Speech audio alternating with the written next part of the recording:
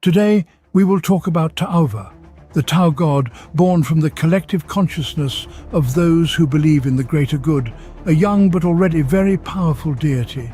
Take out your tablets and get ready to take notes on our lecture about Talva. The goddess Talva embodies the concept of the greater good, which translates into the Tao language literally as Talva and sounds.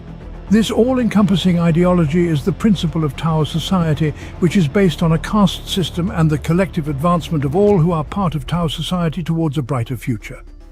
The idea of the greater good is the goal and meaning of life for all races in the Empire. The doctrine of the greater good is that there is a certain correct position of things in the universe which is best suited for its inhabitants, and that there should be no nonsense around it. Everyone should strive to achieve this position of things to the maximum. Friendship and cooperation are fundamental, the theme of the greater good. It was the greater good that helped unite the warring Tau in the dawn of their civilization. From ancient times, Tau first offer new Xenos civilizations to accept the greater good, and only then do they destroy them. And the civilizations of these empires are numerous, say the Demiurgs, the dog-like Torellians, the frog-like Galgs, Nikasars, Geatrix, and of course humans. As you know, the Tau race itself is not psychoactive, or rather it has very little psychoactivity. Their souls hardly reflect in the warp and are of little importance to most demons. So how did the goddess Talva appear at all, if the Tau are not psychoactive, you might ask? Everything is very simple. In the Empire, there are many races that are very psychoactive and understand the greater good in their own way. The same people, or Gervesa, brought up in the classics of the Imperium and nurtured with faith in the Emperor God, consider the greater good as some kind of deity, and their psychoactivity makes it real. And the other races of the Empire join them, and now the Tau already have their own Chaos God in the army which protects them. What Talva looks like? Her body resembles a human, and Tau with a large number of arms, which have different shapes. Some of them hold blades, some have huge claws like Kroots. On others there are needles, shells, shields, balls of flickering light. And all of them embody some race in the Empire. The goddess's face is devoid of features and resembles pale flesh. Perhaps because Talva has not yet fully formed, it's not very clear how Talva came to be. But her earliest appearance happened back in her youth. Commander Shadowsun, also known as Shas-O-Shasera, showed signs of greatness even in her childhood, while still training at the Firecast Academy. She was recognized as one of the most capable strategists, and she was noticed by the legendary Commander Puritide, who observed her at a very young age. Shadowsun became his youngest protege. She excelled in all trials, but during one of the training sessions, Puritide instructed her to find a stone he had placed in an underground labyrinth beneath Mount Kanzi on the Dalith Sept. The trial had a twist. Water began to flood the labyrinth during the search for the stone. This happened before Shadowsun could find the stone. Puritide was to blame for everything, setting up such deadly traps for his students to test whether she could escape the labyrinth. And you know, Shadowsun didn't make it. She lost her bearings and began to lose consciousness as she started to drown. At that moment, described incidentally in the new book about Shadowsun, Talva came to her deep beneath Mount Kanzi. Water filled her lungs, causing her to lose consciousness. She felt like a raindrop falling into the mouth of a giant, invisible crocodile. Each surge was deadly, and each turn was a blow, wrenching her soul from her, disorienting her and making her freeze in fear. She struck something sharp, cutting her skin. Around her, a thick ink-like cloud of blood swirled in the dark water. Moments later, her last illusions of hope were swept away by the unrestrained force of the flood. Her fingers went completely numb and lost sensation. The caves were overflowing. The anger of the melting river reached its climax. There was no help to wait for. There would be no reprieve. Darkness came after her, but within it there was light. Semi-transparent figures with unnaturally large numbers of arms, impervious to the blows of icy water, drifted as calmly as a Dalithian jellyfish. The creature had an entire arsenal of weapons, blades, armors and shields. It floated very close, Its empty mask of a face somehow held inches from hers, although the deadly river constantly pushed her through the darkness. "No, what are you?"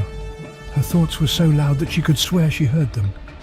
The creature lifted an amphora, from the mouth of which silver bubbles flowed, and brought it to her lips, not water but air, graceful, life-giving. Greedily, like a newborn baby, she filled her lungs. "I am everything," said the entity. Its voice was soothingly reminiscent of a mother's voice, yet carried a hint of threat. "I am fate. You're a ghost," Shadowsun replied. "Just a ghost. Compared to the cosmos, I am nothing." "That is true," the apparition replied, "although even a seed cast upon the wind can sprout if you allow the children of hope." They passed through the dark expanse of non-existence. Moments later, the water became calmer. She could see the glow of cave worms again. Their flickering illuminated the ethereal spirit hovering before her. "How can I repay you?" she asked. "I just want to exist, child," the entity replied. Shadowsun's head broke the surface of the underwater river, and at that moment the creature vanished. Talva saved Shadowsun in her youth by giving her an oxygen amphora, and she remembered that all her life. But later, of course, she forgot, especially by the beginning of the 5th sphere of expansion. Tau has this thing. They put their coolest commanders into stasis and bring them out when they are most needed by the Empire. And Tau also have so-called spheres of expansion, when the Empire gathers a ton of ships and troops. With each sphere of expansion, strange events periodically occur. But the 4th sphere of expansion broke all records.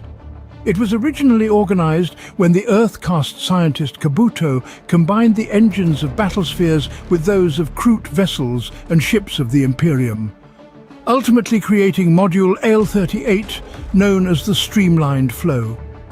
It was an experimental device based on Imperial transportation technology. When the module was installed on a ship, it created a bubble of antimatter and propelled it at a speed capable of piercing the fabric of reality. The initial tests were successful, allowing ships to traverse the entire Tau Empire in a matter of days instead of months, as it had been before. As a result, orders were given to create as many of these modules as possible and install them on the huge fleet of the 4th sphere. One might think someone would notice, "Guys, we've never tested so many engines simultaneously before. Maybe we should avoid this." But the Tau Empire didn't care. They were determined in the year 999 of the 41st millennium, a massive Tau fleet assembled to begin the 4th spherical expansion. And what happened? All the ships of the fleet simultaneously launched AL-38 modules, creating numerous rifts in reality that opened a huge wound, and the ships entered the warp.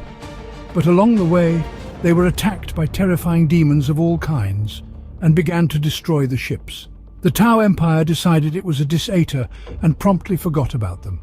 However, the surviving Tau was saved by a warp entity, multi-armed and blue, which ejected them onto the territory of the Imperium known as Chalnath, establishing a connection with the rift of the Tau Empire. This breach came to be known as the Startide Nexus. After these events, Module AL-38 was removed from the ships and dismantled, but the Earth-caste continued to improve the device to reinstall it on Tau ships in the future. Commander Surestrike didn't understand where they had been thrown out of the warp. It turned out to be the Chalnath system. They began to colonize the nearest worlds, turning them into real fortresses. And after 10 years, the Tau decided to send a drone into the breach of the Startide Nexus. And it turned out that some Tau survived on the other side. Here, they organized the 5th sphere of expansion under Shadowsun's leadership. The fleet was divided into 8 mini-fleets and sent to Chalnath. By the way, the ships also used AL-38 modules, but they were significantly modified. Upon reaching the survivors at Nemyar Atoll and docking with the massive arcology, Shadowsun met with the commander, Surestrike, and was simply stunned by what was happening. The Tau from the 4th sphere of expansion believed that demons attacked them in the warp because of other races within the fleet. They argued that these races didn't believe in the greater good but turned it into a religion. Hence, a new god, in its embryonic stage named Tauva, appeared in the warp, and the only way to get rid of it was by killing non-Tau. How did they come to this conclusion? After the miraculous rescue in the warp by the new Chaos entity, most Xenos began to worship it as a god. And the Tau were like, is this some kind of joke? He definitely appeared because of you. As a result, the fourth sphere of expansion annihilated all Xenos within the Tau Empire and survived solely by their own means. Since then, the survivors from the fourth sphere of expansion within the Tau Empire have been considered xenophobic. They show cruelty towards races long integrated into the Empire. Commanders from the fourth sphere had to be ritually punished, and after the Kroot uprising in the Kisan colony, all surviving Xenos from the fourth sphere were segregated. Agreed, the situation was quite dire. But the fifth sphere of expansion needed to continue, and Shadowsun established 3 new septa on Chalnoth immediately: Fesan, Kortal, and Yovai. Additionally, the Tau discovered a new race to be brought into the greater good. These are sentient fungal creatures that communicate with bursts of ultraviolet light in various shades. But why are these fungi valuable to the Tau? Well, the bursts of ultraviolet light mesmerize living beings and suppress their will. A very useful function for followers of the greater good, wouldn't you say? With the arrival of the fifth sphere of expansion, the persecution of Xenos ceased, and they began to build temples dedicated to the goddess Talva on the new scepters, whom many began to see in their dreams. In short, everything was more or less fine, and it would have continued that way if not for the massive fleet of the Death Guard under the command of Lord Glutusk, which appeared in Nemya Atoll and was heading towards the Nexus Rift. The Chaos Forces loved various warp rifts and wanted to dive into them to end up in the heart of the Tau Empire. The attack of the Nurgle's forces was indeed sudden and brutal, but Shadowsun was also not a pushover and ordered the troops to destroy the ships. However, they did not falter and directed diseases towards them, which began to infect the Tau on an industrial scale, leading to some commanders blowing themselves up with the ships and stations to prevent spreading the contagion. Additionally, Shadowsun sent a drone into the rift with a warning that a real Death Guard horde was heading their way. During the battle at its peak, Shadowsun saw one of the temples of the goddess with a statue of Talva. Looking at it, she remembered the creature from her youth that saved her from death. In anger, she destroyed the statue and ordered the Earthcast to destroy all temples of the goddess they found. Later, Shadowsun decided to lead an attack on the Glutusk and asked for prayers for her victory over the Death Guard to the Talva goddess. Auxiliary Tau forces began to do so. Shadowsun hoped to disable or destroy the ship before it entered the Nexus.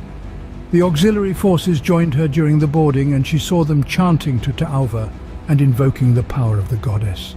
"Talva, protect us! Talva, hear our prayer!" Somehow these words held back the decay.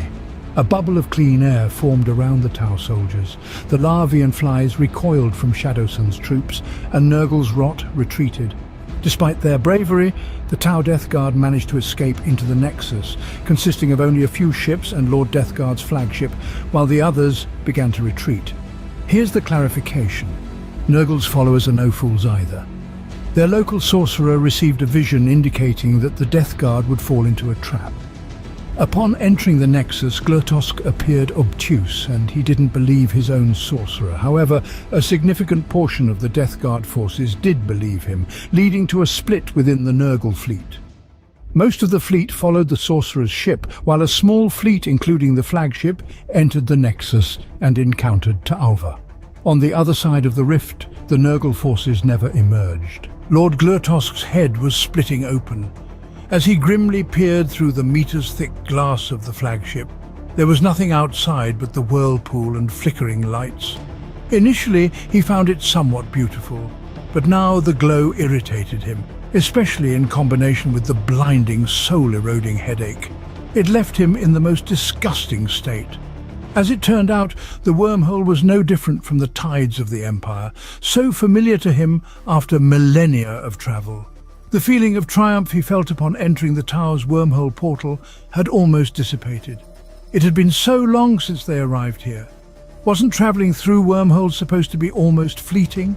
It was difficult for him to recall exactly what Turglane had said before setting off with his ship into deep space. The sense of time had left him, all sense Forward movement had ceased. "Bridgeman Vauntos!" he shouted. "Is this not space in which we find ourselves? Are we making any progress through it at all?" He had a vague sense that he had asked this question before, and that each time he did, the question hung in the air a little longer. "Technically," said the Death Guard helmsman through the grill of his helmet, its sharp, needle-like fangs framing it. "Technically, Lord Glutusk." He squinted and gripped his scythe as his anger flared. "Perhaps it's worth clarifying?" He gestured to two decaying corpses lying on the grill beneath their feet.